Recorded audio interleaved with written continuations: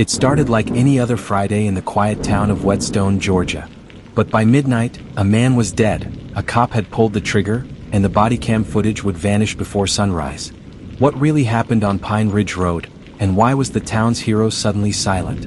In every town, there's a line that separates order from chaos. But what happens when the one sworn to protect crosses that line? This is the story of how power turned fatal, when justice wore a badge soaked in blood. Sarah told investigators that Damon had been aggressive but unarmed. She said Garrett told her to stay inside while he handled it. She heard shouting, then 3 quick pops. No warning, no struggle, just death. But when the GBI, Georgia Bureau of Investigation, requested the body cam footage, the Whetstone PD told them it had malfunctioned. Same with the dashcam. 2 devices failing at once? It didn't sit right with anyone. Then came the autopsy. Damon had been shot at close range. Powder burns on his shirt proved it.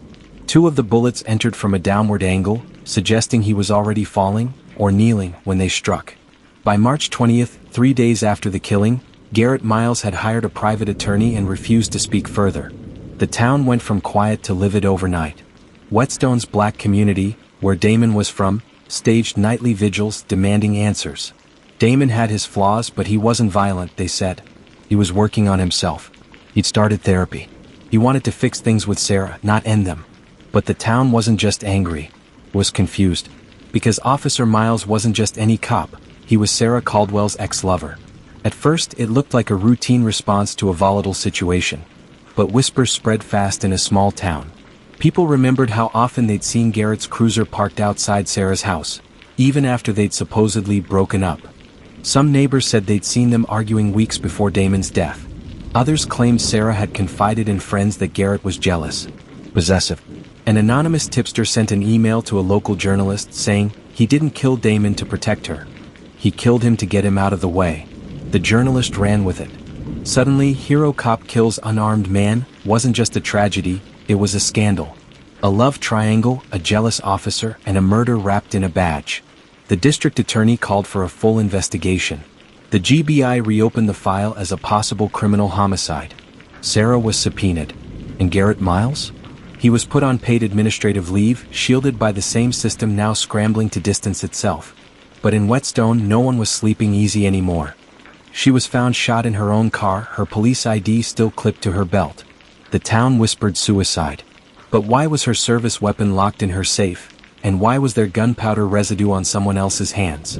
The call came in at 5:46 a.m. A vehicle parked on a deserted service road just outside Wellington, the engine still running, the driver's side door hanging open. When the responding officer, Deputy Corbin Hayes, arrived on scene, what he saw instantly sent a chill down his spine.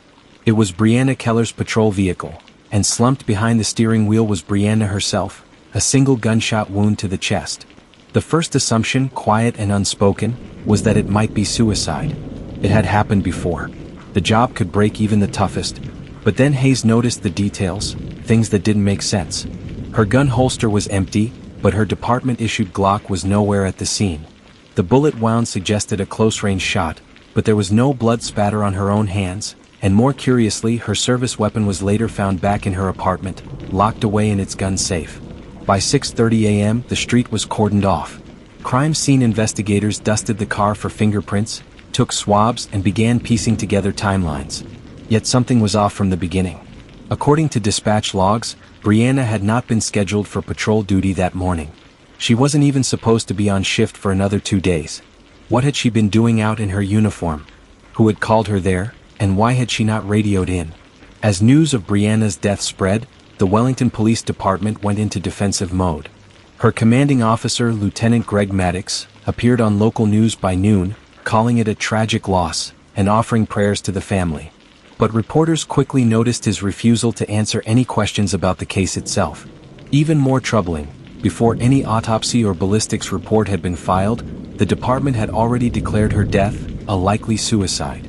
The phrasing set off alarms for her sister, Renee Keller, a fierce, no-nonsense woman who refused to accept the conclusion. She was finally pulling her life together, Renee later told investigators.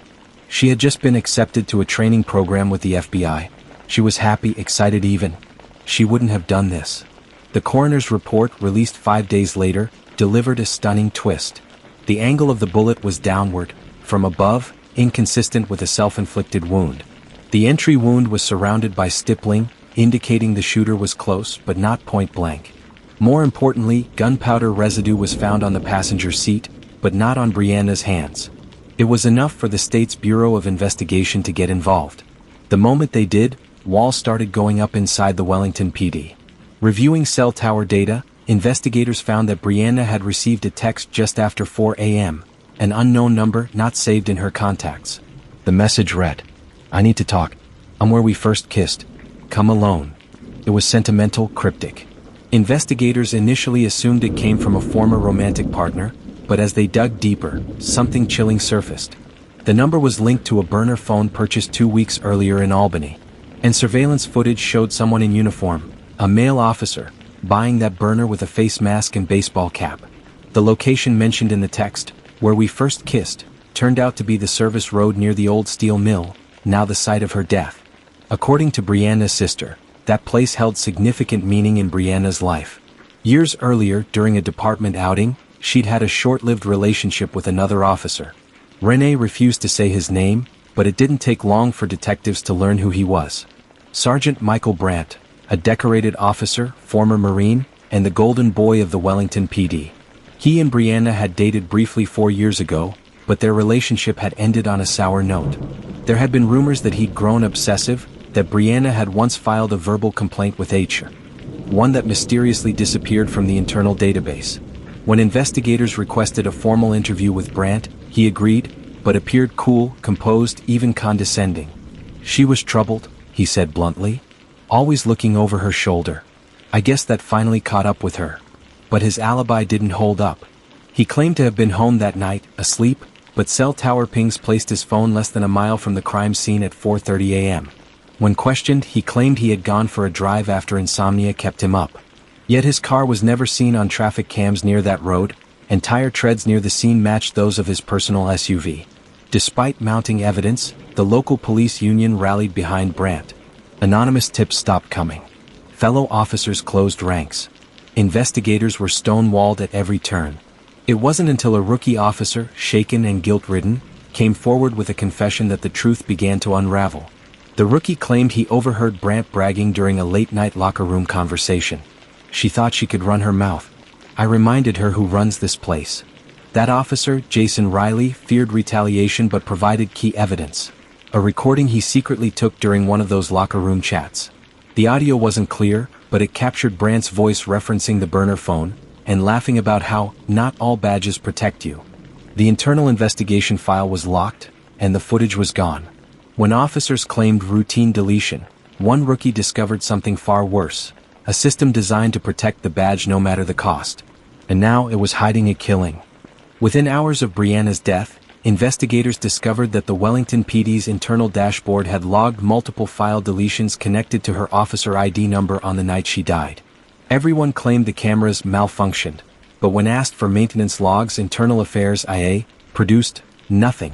Prosecutors quickly obtained a search warrant for the department's digital server. What they found was shocking. Deleted folders tied to Brianna's badge number, 314, and deployments on March 17th. Overwritten data, made to look like standard nightly purge, but forensic recovery revealed overwritten contents.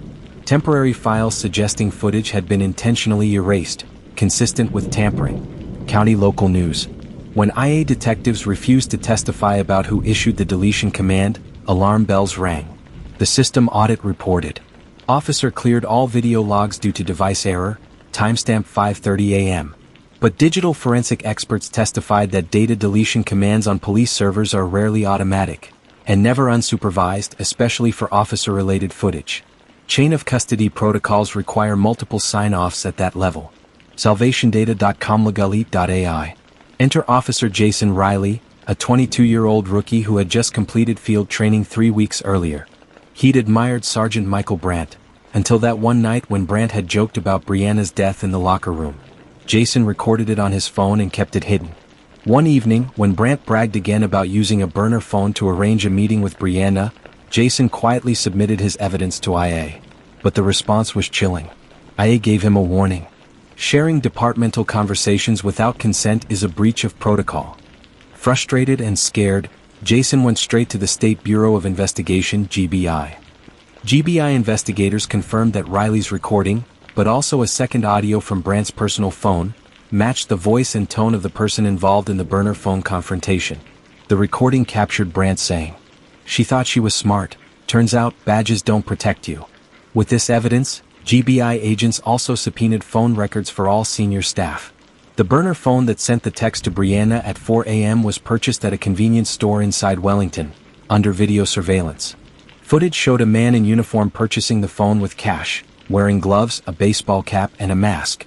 Brandt's SUV, recently identified, was captured in the parking lot shortly before. CBS News' BrianFagan.com. Brandt later claimed he was buying coffee, but could not convincingly explain why he needed a burner phone a few hours before Brianna's death. Cell tower logs placed him within 200 meters of the location Brianna was found, minutes before her body was discovered. GBI also uncovered deleted emails from Brandt's secured department account. Messages discussing who would handle the blowback if Brianna went public about internal misconduct. The Internal Affairs report of Brianna's HR complaint was found to be fabricated, backdated to the day after she died. It's best described as an attempt to destroy the credibility of her claim. Legalit.ai. When GBI agents interviewed higher-ups, they discovered reluctance, particularly a speechless Lieutenant Greg Maddox, who refused to answer key questions about missing footage. A former IA detective, on condition of anonymity, described the Wellington PD's culture. "There's a code of silence. Brandt is untouchable. Anyone who spoke up was reassigned or quietly pushed out." Another witness testified that after Brianna lodged her complaint, Madison's HR told her the email had been lost, cinched by a flag in the system that matched Brandt's ID. Officer Riley was removed from active duty, not for bravery but under suspicion. He was placed on leave, pending an internal investigation for insubordination. Shortly after that, he went silent. His phone wasn't pinging. His car stayed in the driveway. Friends assumed he'd taken vacation, but months later he still had not resurfaced. It was later learned that Riley had left town, claiming fear of retaliation and a desire to protect his family. He remained reachable via encrypted email and shared additional files with GBI, text logs, camera footage backups, and even Brandt's personal GPS quickly turned off several hours before the murder. With mounting pressure, GBI secured multiple warrants. For Brandt's home, where they seized a box containing parts of Brianna's uniform washed with bleach and leftover gunpowder traces. For Lieutenant Maddox's office, they found backups of emails that contradicted his public statements. Brandt's attorney argued all this was circumstantial. Police often clean gear after shifts. Emails could have been sent as part of routine schedule change. But forensic experts testified that bleach residue was found on items connected to several hemline locations on her uniform, consistent with attempts to remove forensic evidence. BrianFagan.com. FineLaw.com. Maddox remained silent. Psychologists and criminal justice experts were brought in to explain motive and pattern. They described how toxic departmental loyalty often leads to silence, then complicity. One expert explained, "When someone steps out of line, like Brianna challenging Brandt, the system protects itself. They isolate. They erase. They intimidate. It's not about guilt. It's about preservation." After investigators finally traced Dawson's burner phone and unlocked the secret recording, an entire wing of the precinct went up in flames overnight. The evidence room was gutted, and someone with something to hide cleaned house. The morning of May 10, 2022, Wellington's police precinct looked like a crime scene more than a sanctuary of public safety. Flames had devoured the back half of the station building overnight. The windows were collapsed, insulation hung like darkened webs, and sheets of burned metal crumpled under rain-drenched hoses. But it wasn't just the building that smelled of incineration. Without any body cam footage, internal communications, or physical evidence, the case against Sergeant Michael Brandt was teetering. And now the fire threatened to pull the entire investigation into ruin. Firefighters declared it suspicious. No rainstorm had sparked it. The fire had originated in the evidence room and spread to the adjacent server room. Investigators found a blown-open case locker and stacks of charred USBs, hard drives, and paper logs, many of which related to Brianna Keller's investigation. A vehicle accelerant was detected on the floor, consistent with a deliberate ignition to destroy digital and physical evidence. Documents and audit logs from Internal Affairs vanished entirely. While some backups existed off-site, The province of crooked officers and chain-of-command insiders had access to physical files no one else could replicate. Turn Zero Search 31 explains how intentional fire can compromise critical evidence when not properly safeguarded. Within hours, Wellington PD's public relations team released a statement acknowledging the fire, but also downplaying it. "A tragic setback," said Chief Elaine Spriggs. "But we have everything secured off-site." However, Wellington's residents were unconvinced. Community leaders pointed out that only internal investigations were affected. Public records like police logs remained untouched. Officers close to the case reported being locked out of the building for hours. Phones weren't answered. Emails disappeared. Meanwhile, records from the Georgia Bureau of Investigation office confirmed they had backed up the initial burner phone data and partial audio files, but those were only pieces of the puzzle. Officer Jason Riley, the rookie who exposed Brandt, was suddenly gone. His phone last pinged in southwestern Georgia, where cell tower data had placed him days earlier. His apartment was emptied and his bank accounts frozen. When agents knocked on his last known relative's home, the only answer was silence. Whistleblowers told the GBI Riley left voluntarily, to protect his family. Others believed he'd been strong-armed, or worse. IA emails show he was flagged for disciplinary action the next morning, before the fire broke out. GBI forensic experts worked around the clock, recovering fragments of deleted videos, overwritten logs, and partial cache files containing CCTV footage. Some recovered metadata showed timestamps between 5:30 a.m. and 6 a.m., precisely when the flame of deletion queries had run through the server. This aligned with the timeframe investigators believe Brandt executed his burner phone call to Brianna. Turn Zero Search 5 details general cases where such tampering and data rewriting occurs. One recovered video frame, partially intact, showed what appeared to be Brandt holding a phone, face blurred, at 4:04 a.m., near the road where Brianna was later shot. Instead of retreating, GBI doubled down. They obtained warrants for Brandt's email accounts, family computers, and personal cloud storage. What they discovered next shocked even seasoned investigators. Audio files on a personal backup, deleted from the server, of Brianna's voicemail warning that Brandt was stalking her. A burner phone record showing travel to Albany the day before the murder. Emails between Brandt and an IA officer discussing how to clean up any incriminating logs if the case went internal. One email read plainly, "Hold the fire brigade call until after business hours." Fire logs showed that the first alarms were delayed by exactly 47 minutes, suggesting intentional letting of the fire. The public pressure mounted. Between burned buildings, disappearing witnesses, and whistleblower threats, the district attorney petitioned for federal oversight, arguing this was more than a murder, it was police obstruction of justice. AG offices from Atlanta volunteered funding to rebuild the digital footprint. Even a civil rights group filed a lawsuit demanding an independent monitor be placed over Wellington PD. Academic experts cited parallels with past scandals, like the New York State Police Troop C scandal, in which officers manipulated evidence to secure convictions, protect their own, and silence dissent. Turn Zero Search 27 details fabrication by troopers in New York. Here, the Wellington fire had become the physical embodiment of institutional cover-up. State Senator Lois Garcia took the floor in Atlanta to say, "When your evidence room is your first target, you know the law has failed you."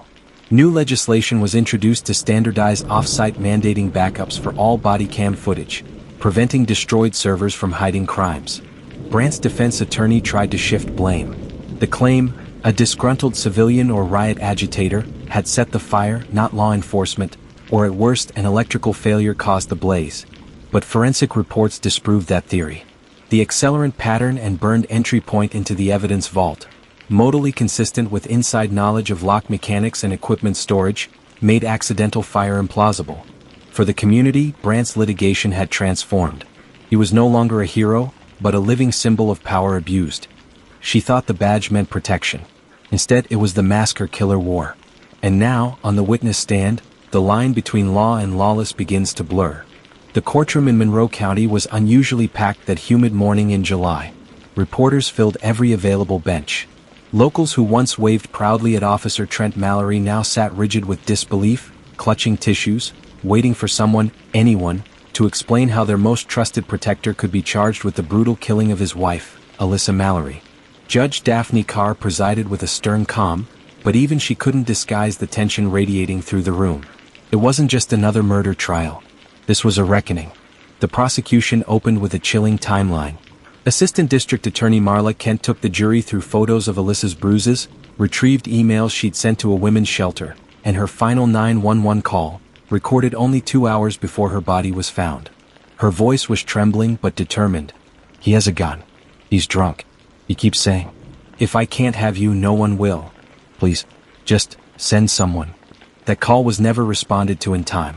The dispatcher, a longtime colleague of Trent, had marked the call as a non-priority domestic due to ongoing couple issues. "Ladies and gentlemen," Kent said to the jury, "Alyssa Mallory died not just because of a violent man, but because the system meant to save her was in his pocket." The courtroom shifted uncomfortably. Then came the defense. Martin Roche, a high-profile attorney hired through the state police union. He painted a different picture entirely. Alyssa, he argued, had a history of emotional instability. She'd made threats to ruin Trent's life in a divorce. She was drinking. She had access to prescription pills. "Officer Mallory is not a killer," Roche said. "He is a man destroyed by tragedy. And this trial is the system trying to cover its own failures by scapegoating a decorated officer." A few people nodded. Others looked away. The most damning moment came when Officer Carla Baines, one of Trent's fellow deputies, took the stand. She hesitated before speaking. Her uniform seemed heavier than ever. I want to believe in the badge," she started, her voice cracking.